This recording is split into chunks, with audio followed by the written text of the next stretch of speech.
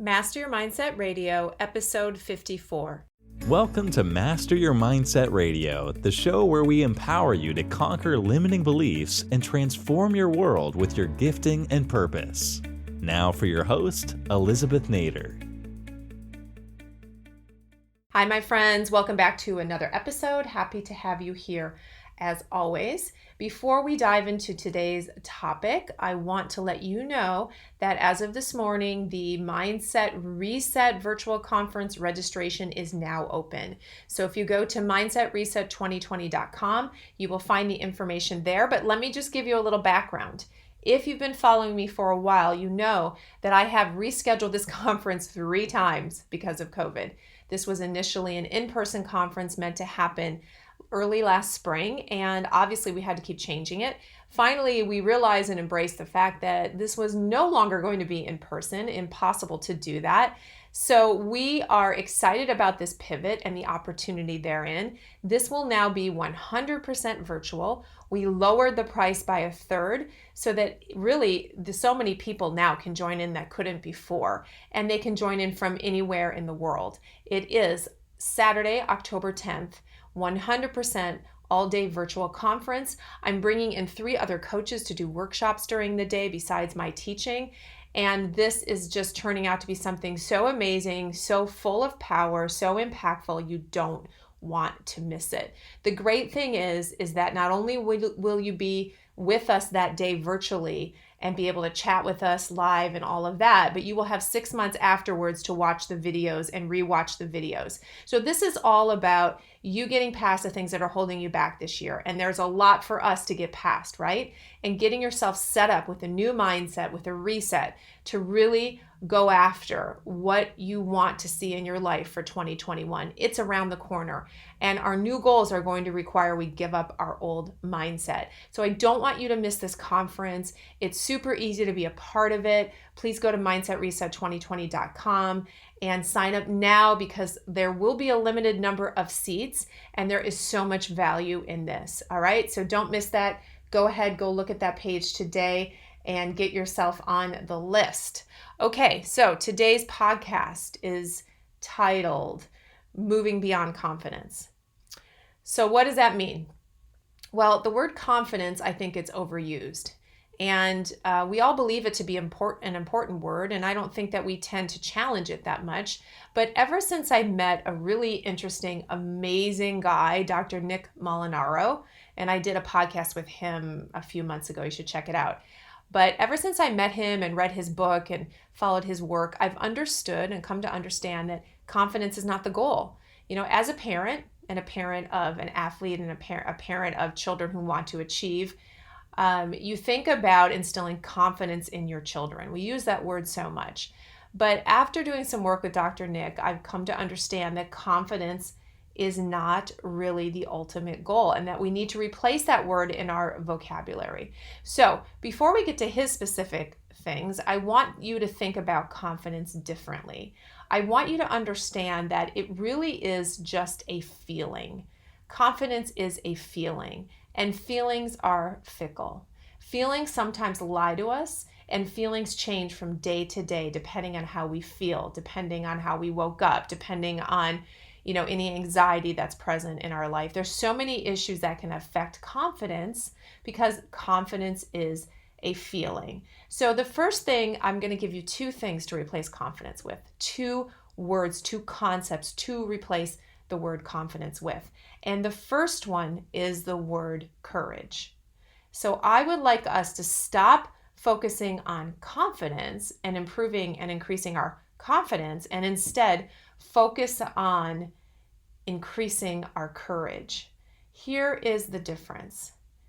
Courage is a choice.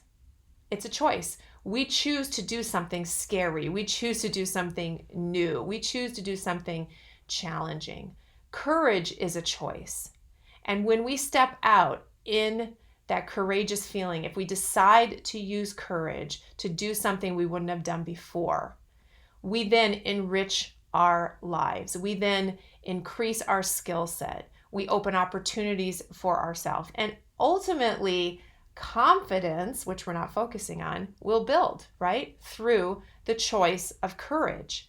Because again, confidence is a feeling. It is a feeling, it's fickle. But courage is a choice. Courage is something that once you decide to take a step, you understand why that is the fuel behind everything else that you do. Courage is about doing something even if you're afraid of it or uncertain about it. Now that's very different than confidence, isn't it? Because if you do something because you're confident, that means you already know you can accomplish it. That means you already know you have what it takes. I mean, using confidence as your fuel doesn't take much courage, because the very definition of confidence is that you think you can do something.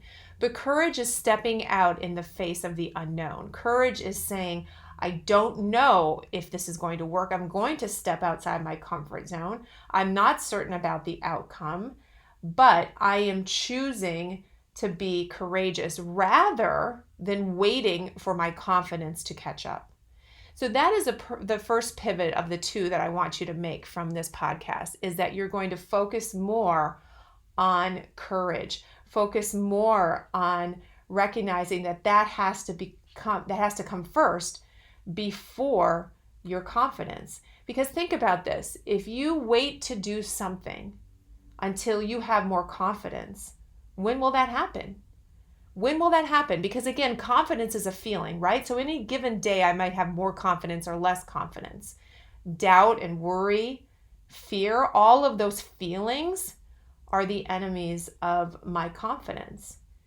And in order for me to move forward, if I'm focused on how I feel and I'm focused on my confidence levels, I may not be the same from day to day. I may not be able to move forward and do something and tackle something if I'm off that day, if my confidence levels are low. It's not that it's not an important factor, certainly, but we need to overcome that with the first thing and the most important thing, which is courage. And again, I can't say it enough, courage is a choice. And I'm so focused on the fact that we do everything in life through choices. It's all our choice. It's nobody else's. It's our choice. So our choice to be courageous is what ultimately builds our confidence. Our choice to be courageous and getting outside of our comfort zone and doing something that we aren't totally certain we can handle is the thing that ultimately builds a secondary effect of confidence. So you cannot wait for confidence. You cannot wait to feel that way. You have to choose to be courageous. So that is the first concept I want you to embrace regarding confidence and moving beyond confidence and choosing courage instead. Now back to Dr. Nick Molinaro's teaching and his book, by the way, which I love, especially if you have a student athlete, is called Beyond the Scoreboard. And part of the subtitle is why confidence is not the answer. Now, any parent with a child is always thinking about confidence, right? But he talks about, again, underscoring the fact that confidence is just a feeling. It's a feeling, it's a belief that you have certain abilities, right? But again, doubt can creep into any kind of belief or feeling, and doubt can destroy your mental game. So Dr. Nick says if confidence isn't the answer, then building confidence in your children, building confidence in an athlete, as an example here, if that's not the answer, what is? And here is the second one besides courage that I want you to think about in relationship to overcoming and moving past confidence. He talks about self-efficacy. And he says that should be the ultimate goal for an athlete. Instead of confidence, self-efficacy. Now, not all of you are athletes or have student athletes, but anytime we talk about athletic pursuits, I believe it is always a metaphor for life. So when you hear people talk about sports, you know that this is a metaphor for performance in life. So there are always lessons to be learned from that world. So this is what Dr. Nick says about self-efficacy. He says, self-efficacy under my definition is separate and distinct from confidence. Self-efficacy is not a feeling or a belief. It is the truth about one's ability to perform a skill. This truth or knowledge is based on trust, and it's developed over time as a result of dedicated practice. So in the case of an athlete, he says the self-efficacious athlete has developed trust derived from proof in their physical skill set. their ability to perform with consistency over time during practice and in competition is the proof that manifests the trust and faith in their abilities. These athletes don't think, feel, or believe they can do it. They know they can.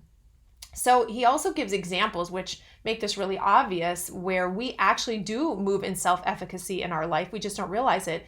And one example he gives is when you get into your car to drive your car somewhere, you don't stop and wonder if you are going to have the confidence to operate that car. You don't think about that.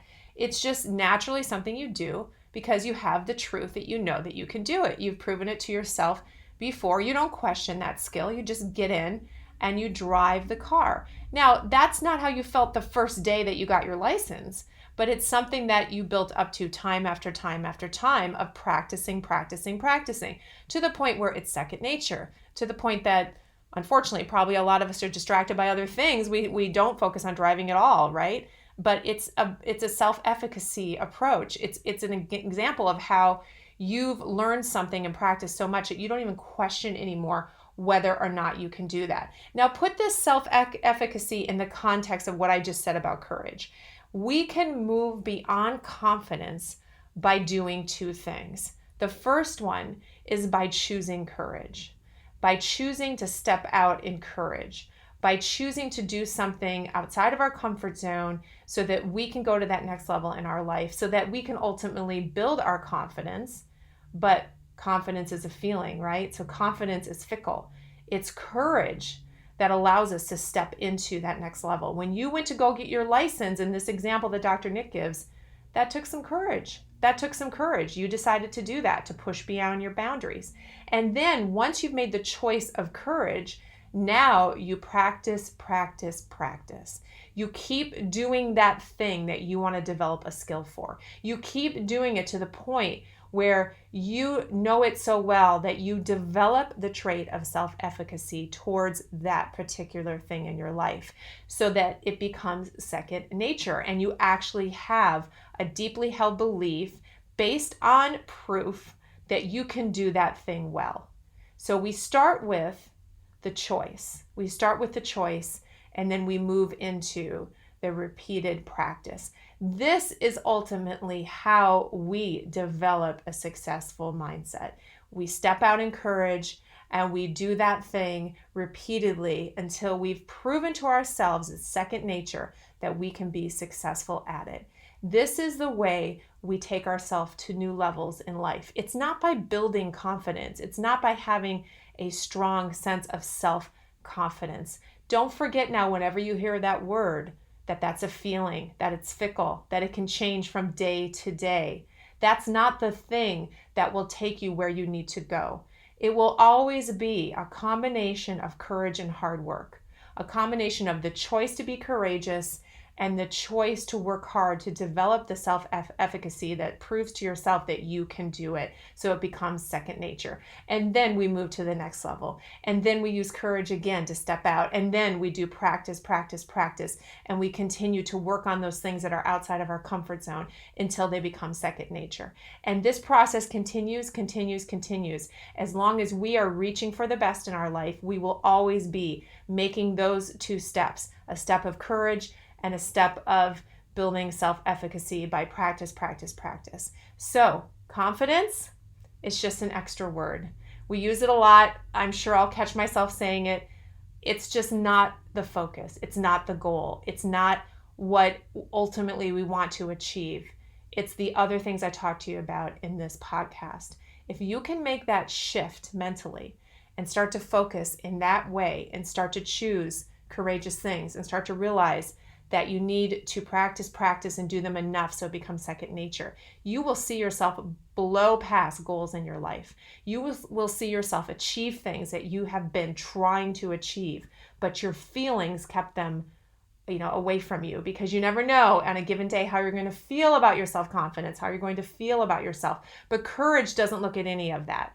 Courage says, no matter what, I'm stepping out, even though I'm afraid, even though it's uncertain. Courage makes that choice. Courage opens that door. And then practice, and choosing to do it time and time again builds a self-efficacy. Use those two things. Move beyond confidence and start to see yourself in a way that allows you to legitimately move to a new level in your career, in your personal life. It works. It's brilliant. And by the way, if you want to get that book, it's on Amazon, Beyond the Scoreboard by Dr. Nick Molinaro. Incredible book, incredible book. Just remember, guys, you have the choice. You have the choice. It comes down to that first. And that's true in life for everything. The choice to be courageous is yours, nobody else. So that is the first step, is to make that choice. All right, guys, have a courageous week. Build your self-efficacy. And don't forget to sign up for Mindset Reset 2020, because that will help you with all of this as well. Talk to you guys next week and see you online. Thank you for listening to Master Your Mindset Radio. Before you go, if you want to be part of a free online community of like-minded individuals for support, resources, and inspiration as you conquer your limiting beliefs and pursue your purpose, go to elizabethnader.com/community. That's elizabethnader.com/community, or search for Master Your Mindset Academy private group on Facebook. Looking forward to seeing you online.